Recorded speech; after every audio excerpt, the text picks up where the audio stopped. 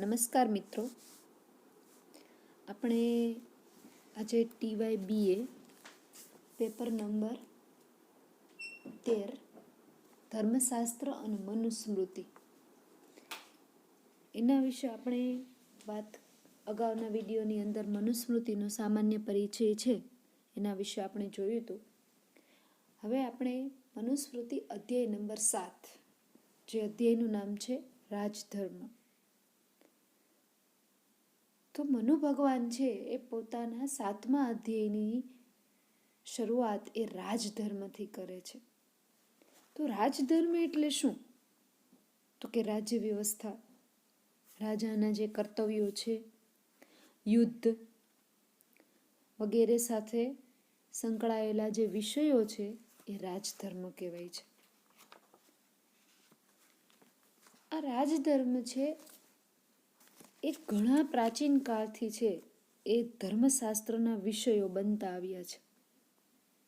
એટલે કે ભારતની અંદર ઘણા પ્રાચીન સમયથી છે એ રાજધર્મની જે ચર્ચા છે એ ધર્મશાસ્ત્રના અંતર્ગત કરવાની પ્રથા પ્રણાલી છે એ ઘણા પ્રાચીન સમયથી ચાલતી આવી છે. મનુસ્મૃતિની અંદર જ રાજધર્મની ચર્ચા છે એવું નથી. પ્રાચીન કાળથી એટલે કે આપસ્તંભ ધર્મસૂત્રની અંદર પણ રાજધર્મ વિશે ચર્ચા કરવામાં આવી છે. એ ઉપરાંત મહાભારતનું જે શાંતિ પર્વ છે એમાં તો એક સ્વતંત્ર ઉપપર્વ તરીકે રાજધર્મ પર્વનું વર્ણન છે અને એ પણ ખૂબ જ વિગતથી એની અંદર રાજધર્મ વિશે ચર્ચા કરવામાં આવી છે. એ ઉપરાંત છે બૃહસ્પતિ, ભારદ્વાજ, મહેન્દ્ર, વિશાલાક્ષ, આ વગેરે આચાર્યો છે એ વગેરે આચાર્યોએ પણ રાજધર્મની સારી ચર્ચા, ખૂબ જ વિસ્તારથી ચર્ચા કરી છે એવું મહાભારતના શાંતિ પર્વની અંદર જોવા મળે છે. કૌટિલ્યનું અર્થશાસ્ત્ર છે એ કૌટિલ્યના અર્થશાસ્ત્રની અંદર પણ રાજધર્મના 5 સંપ્રદાયો જેવા કે માનવો, બ્રાહસ્પત્યો, ઔસનશો, પારાસરો અને આંભ્રિકો, આ 5 સંપ્રદાયો છે એ 5 સંપ્રદાયોની વિસ્તારથી ચર્ચા કૌટિલ્યએ કરી છે. તો આ બધું જોતા આપણને લાગે કે માત્ર રાજધર્મની ચર્ચા વિચારણા એ મનુસ્મૃતિની અંદર મનુ ભગવાને જ નથી કરી, પણ રાજધર્મ એટલે રાજ્યને લગતા તમામ રાજાના કર્તવ્યોની જે કાંઈ ધર્મ છે એ ધર્મનું વર્ણન અહીંયા અનેક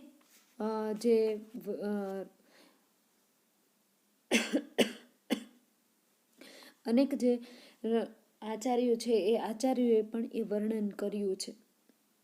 પણ શા માટે મનુસ્મૃતિની અંદર રહેલું જે રાજધર્મનું વર્ણન છે એ વિશિષ્ટ છે? એ બધા જે આચાર્યોએ જે રાજધર્મની ચર્ચા કરી છે એના કરતાં અલગ અને એની અંદર વિશિષ્ટ સ્થાન અને પ્રદાન કેમ મનુસ્મૃતિ ધરાવે છે? એનો જવાબ એ છે કે મનુસ્મૃતિની અંદર મનુ ભગવાને જે 7મો અધ્યાય છે એ 7મા અધ્યાયમાં રાજધર્મને કેન્દ્રમાં રાખીને રાજા અને રાજાને લગતા અનેક વિષયોની ચર્ચા વિચારણા ખૂબ જ વિસ્તારથી કરી છે.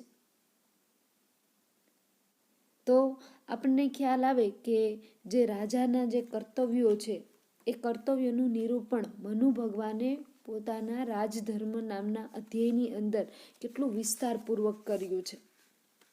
માટે છે એ અહીંયા બધી સ્મૃતિની અંદર, બધા ગ્રંથોની અંદર જે રાજધર્મની ચર્ચા કરી છે એમાં સૌથી વધારે પ્રશંસાને પાત્ર મનુસ્મૃતિ છે. બહુ સરસ રીતે મનુસ્મૃતિના 7મા અધ્યાયની અંદર રાજાના તમામ કર્તવ્યો, યુદ્ધ વ્યવહાર સાથે જેટલા સંકળાયેલા વિષયો, રાજ્ય વ્યવસ્થા કેવી રીતે ચલાવી એનું વર્ણન ખૂબ સારી રીતે છે એ કરવામાં આવ્યું છે. એટલું જ નહીં, રાજધર્મનું મહત્વ અનેક ગ્રંથોની અંદર, મહાભારત છે, પછી એ જ રીતે છે યાજ્ઞવલ્ક્ય સ્મૃતિ છે એની અંદર પણ રાજધર્મની ચર્ચા કરી છે. તો આ મહત્વ એટલું બધું પ્રસ્થાપિત કર્યું છે કે આપણે મનુસ્મૃતિની પ્રશંસા કરતાં, આપણે વખાણ કરતાં આપણે થાકતા નથી. તો તમારી સ્ક્રીન સામે જે અધ્યાય નંબર 7 પહેલો શ્લોક છે, એ પહેલા શ્લોકની શરૂઆતમાં જ મનુ ભગવાન કહે છે કે રાજધર્માન પ્રવક્ષ્યામિ, હું રાજધર્મોને કહીશ. પણ કેવા? કોના રાજધર્મોને? તો કે યથાવૃત્તો ભવેત નૃપઃ સંભવશ્ચ યથા તસ્ય સિદ્ધિશ્ચ પરમા યથા. એટલે કે રાજધર્માન પ્રવક્ષ્યામિ. પ્રવક્ષ્યામિ જો વર્તમાન કાળ છે, વર્તમાન કાળ પ્રથમ પુરુષ એક વચન, એટલે અહીંયા મનુ ભગવાન કહે છે કે હવે હું છે એ રાજાના ધર્મો છે એ ધર્મોનું વર્ણન કરીશ. યથાવૃત્ત ભવેત નૃપઃ, અર્થાત જે રાજા છે એ રાજાના યોગ્ય આચરણ તેના, એટલે કે કોના? તો કે રાજાના યોગ્ય આચરણ વિશે પણ હું વાત કરવાનો છું. સંભવશ્ચ યથા તસ્ય, તસ્ય એટલે તેની, તેની એટલે કોની? તો કે રાજાની. સંભવશ્ચ એટલે ઉત્પત્તિ, અને યથા એટલે યોગ્ય.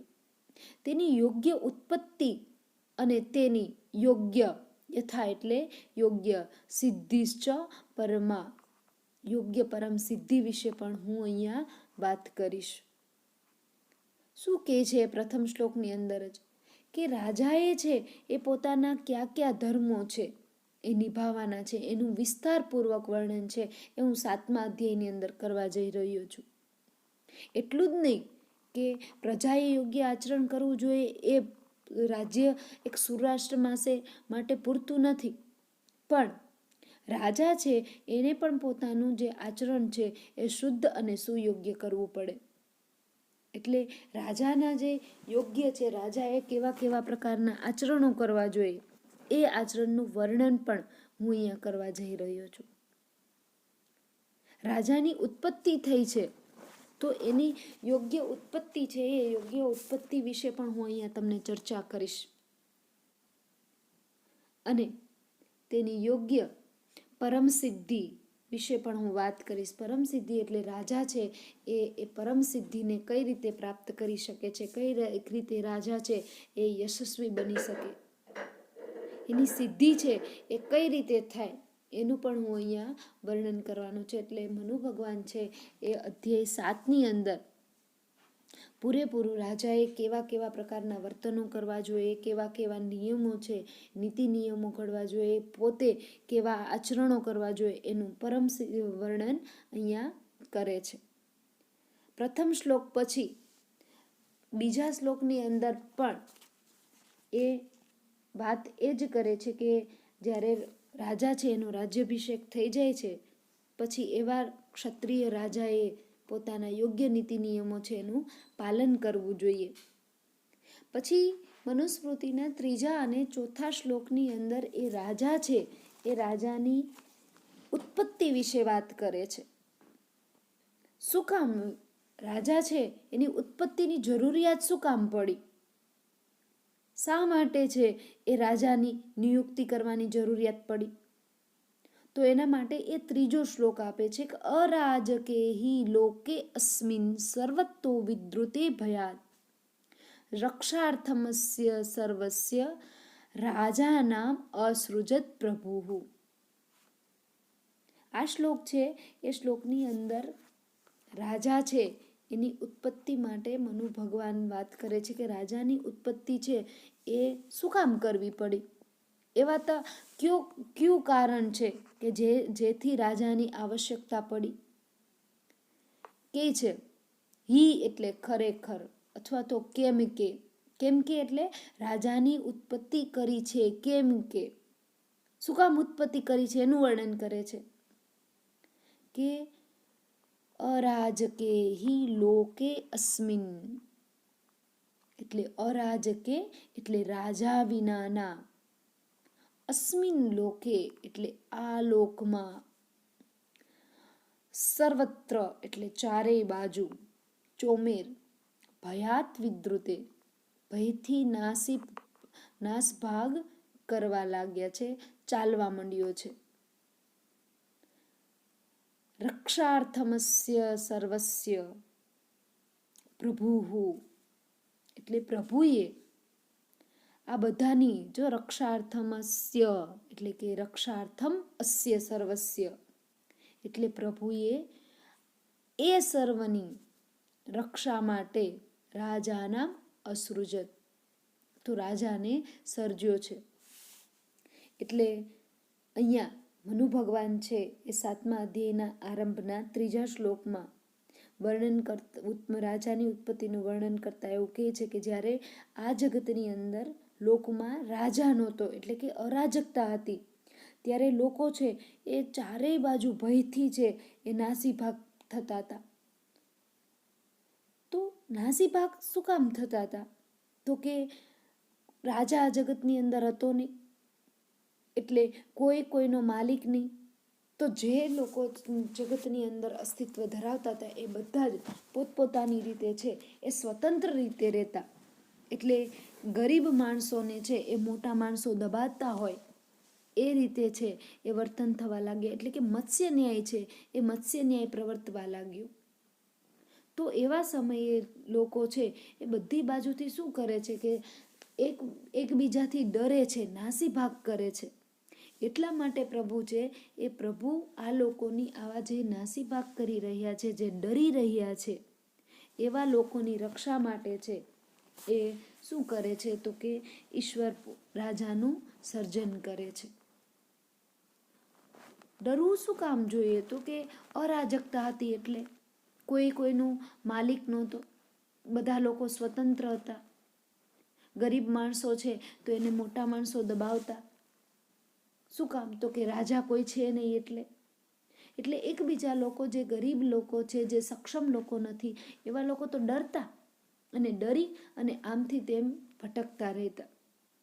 એટલે એવા લોકો સામે જોઈ અને ભગવાન છે એ શું કરે છે? તો કે રાજાની ઉત્પત્તિ કરે છે. તો રાજાની ઉત્પત્તિ કરવા માટે થઈ અને મનુ ભગવાન અહીંયા 4થા શ્લોકની અંદર વાત કરે છે કે રાજાને કેવી રીતે સર્જન કર્યું છે? તો કે જુદા જુદા દેવતાઓ છે એ જુદા જુદા દેવતાનો અંશ લઈ અને અહીંયા મનુ ભગવાન છે એ ચર્ચા કરે છે કે જુદા જુદા અંશોથી છે એ રાજાને સર્જિત કર્યા છે પ્રભુએ. 4થા શ્લોકની અંદર એ વાત કરે ઇન્દ્ર અનિલ, બરાબર? શું કહે છે? ઇન્દ્ર અનિલ યમાર્કાણામ અગ્નિશ્ચ વરુણશ્ચ ચંદ્રવિતેશ્યોશ્ચ માત્રા નિહૃત્ય શાશ્વતી. શું અર્થ થાય આનો?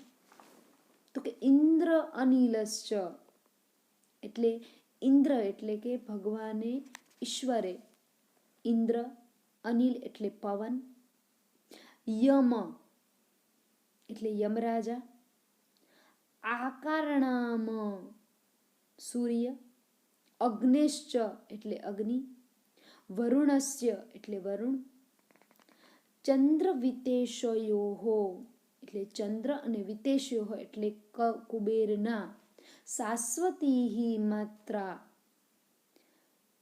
નિહૃત્ય, શાશ્વતી એટલે સનાતન અંશો લાવીને શું કર્યું છે? રાજાના અસૃજત એટલે રાજાનું સર્જન કર્યું. તો અહીંયા રાજા છે એ રાજાને દેવી અંશ તરીકે પણ કહી શકાય, દેવતાઓનો અંશ. કેમ? તો કે ઇન્દ્ર, વાયુ, યમ, સૂર્ય, અગ્નિ, વરુણ, ચંદ્ર, કુબેર, આ બધાના જે અંશો છે એ અંશો લઈ અને અંશમાંથી છે એ રાજાની શું કરી છે? ઉત્પત્તિ કરી છે. માટી એની અંદર, રાજાની અંદર દેવી ગુણો હોય એ સ્વાભાવિક બાબત છે. કેમ કે જુદા જુદા આવા જે મહાન દેવતાઓ છે એ મહાન દેવતાઓના અંશમાંથી રાજા સર્જાયો છે, એવી અહીંયા મનુ ભગવાન પોતે અહીંયા 4થા શ્લોકની અંદર સ્પષ્ટ વાત કરે છે.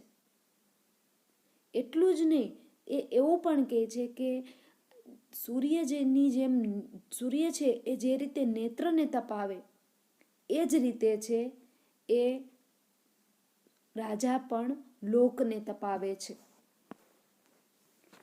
એટલે કે સૂર્યની સામે આપણે જોઈએ તો આપણી આંખો છે એ ખુલી ન શકે, આપણી આંખો ઢંકાઈ જાય, આપણી આંખો બંધ થઈ જાય. તો એ જ રીતે રાજા પણ જો રાજાની સામે કોઈ પણ જોવે તો એને ઊંચી આંખો કરી અને જોઈ શકતું નથી.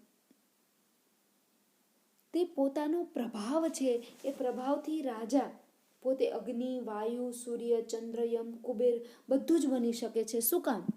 તો કે એ બધાનો અંશ છે એની અંદર, રાજાની અંદર. એટલે રાજા છે એ રાજાને સર્વશક્તિમાન ગણવામાં આવ્યા છે. રાજાને પ્રજા માટે ઈશ્વર સમાન પણ ગણવામાં આવ્યા છે.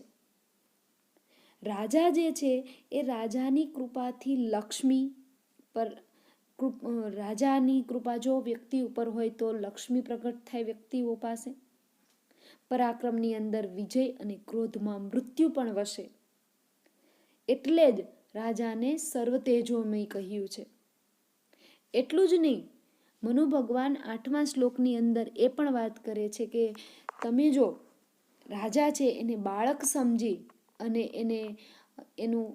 એની કદર નહીં કરો, એને અવમાનશો તો તમે ભૂલ કરો છો. કેમ કે એને બાળક માનીને ક્યારેય એનું અપમાન કરવું જોઈએ નહીં. એટલે કે રાજા છે નાની ઉંમરનો હોય તો પણ એનું અપમાન કરવું જોઈએ નહીં. કેમ કે કોઈ પણ સ્વરૂપે એ તો મહાન મનુષ્ય રૂપમાં એ શું છે? દેવતા જ છે. કેમ? તો કે જે દેવી અંશો છે એ દેવી અંશોમાંથી રાજાની ઉત્પત્તિ છે. એટલે જ અહીંયા કહે છે બાલો અપી, બરાબર? બાળક હોય તો પણ બાલો અપી ન અવમંતવ્યો મનુષ્ય ઇતિ ભૂમિપઃ મહતી દેવતા હિ એસા નર રૂપેણ તિષ્ઠતિ. એટલે કે રાજા ભૂમિપઃ, રાજા માત્ર ઇતિ મનુષ્ય, માત્ર મનુષ્ય છે, અવમંતવ્ય એમ માનીને બાલો અપી, બાળક હોય છતાં પણ ન અવમંતવ્ય એટલે અને અવગણના કરવી જોઈએ નહીં. શા માટે? તો નર રૂપેણ હિ એશા, ખરેખર તે મનુષ્યના સ્વરૂપમાં, નર રૂપેણ એટલે મનુષ્યના સ્વરૂપમાં મહતી દેવતા તિષ્ઠતિ. તો એ મનુષ્યના રૂપમાં મહાન શું છે? દેવતા જ છે. તમે બાળક એમ સમજો કે રાજા છે એ તો માત્ર મનુષ્ય છે, એ બાળક છે એમ માનીને બાળક હોય છતાં તેની અવગણના કરવી જોઈએ નહીં. શા માટે? તો કે રાજા છે એ રાજાની જો તમારા ઉપર કૃપા હોય તો જ તમારી પાસે લક્ષ્મીનો વાસ થાય છે. એના પરાક્રમની અંદર વિજય વસે છે. અને ક્રોધમાં, રાજાનો ક્રોધ જો તમારી ઉપર વરસે તો રાજાના ક્રોધમાં મૃત્યુ પણ છે. અને બધા દેવોનો એ અંશ હોવાથી, બરાબર, રાજા છે એ બધા દેવોનો શું છે? અંશ છે. એટલે એની અંદર, રાજાની અંદર દેવી ગુણો પણ વિદ્યમાન છે. યાજ્ઞવલ્ક્ય છે એ પોતાની સ્મૃતિની અંદર પોતે નોંધે છે કે દેવોએ પ્રજાપતિને કહ્યું કે અમે લોકો ચંદ્ર, સૂર્ય, ઇન્દ્ર, વિષ્ણુ, કુબેર અને યમમાંથી અનુક્રમે મહતા, દીપ્તિ, શક્તિ, વિજય, ઔદાર્ય અને નિયંત્રણના ગુણો લઈને માણસના રૂપમાં રાજાની વ્યવસ્થા કરીશું. એટલે રાજા છે એ રાજાની અંદર ઘણા બધા દેવી અંશો છે એવું આપણને ઘણા બધા ગ્રંથમાંથી પણ આપણે એ જાણી શકીએ છીએ. ઇન્દ્ર છે એ ઇન્દ્ર જેમ વર્ષાકાળના 4 માસ દરમિયાન છે એ વૃષ્ટિ વરસાવી અને પ્રજાને સુખ આપે, એ જ રીતે છે એ રાજા પણ પ્રજાને સુખ આપવું જોઈએ અને રાજા સુખ આપે છે. સૂર્ય છે એ જેમ 8 માસ સુધી પોતાના કિરણોથી પાણી લઈ લે તેમ રાજાએ પણ પ્રજા પાસેથી કર લેવો જોઈએ. અર્થાત રાજાએ છે એ કેવા પ્રકારના છે એ કર્તવ્યો નિભાવવા જોઈએ એનું વર્ણન પણ અહીંયા મનુસ્મૃતિની અંદર કરે છે. મનુ ભગવાને છે એ રાજધર્મના 1 થી 14 શ્લોકની અંદર રાજધર્મનું વર્ણન કર્યું છે કે રાજાએ કેવા કેવા કર્તવ્યો છે એ નિભાવવા જોઈએ. અને રાજાની ઉત્પત્તિનો મુખ્ય એ હેતુ હતો કે અરાજકતા હતી, માટે છે એ રાજાનું સર્જન કરવું પડ્યું હતું. હવે મનુસ્મૃતિની અંદર એક જ નહીં પણ યાજ્ઞવલ્ક્ય સ્મૃતિ, ઐત્રેય બ્રાહ્મણ, ઋગ્વેદ, કૌટિલ્ય પણ રાજાની ઉત્પત્તિની અંદર દંડનો અભાવ અને મત્સ્ય ન્યાયને જોડે છે. એટલે એ પણ જુદા જુદા ગ્રંથોની અંદર પણ રાજાની ઉત્પત્તિના ખ્યાલો આપ્યા છે. પણ સર્વસામાન્ય બધાનો એક જ હેતુ છે કે અરાજકતા હોવાથી મત્સ્ય ન્યાય પ્રવર્તતો હતો અને એ મત્સ્ય ન્યાયના કારણે અહીંયા અરાજકતા છે એ ફેલાઈ જતી હતી અને અહીંયા રાજાનું નિર્માણ કરવું પડતું હતું. આ છે મનુસ્મૃતિ અધ્યાય 7નું રાજધર્મનું નિરૂપણ. અસ્તુ.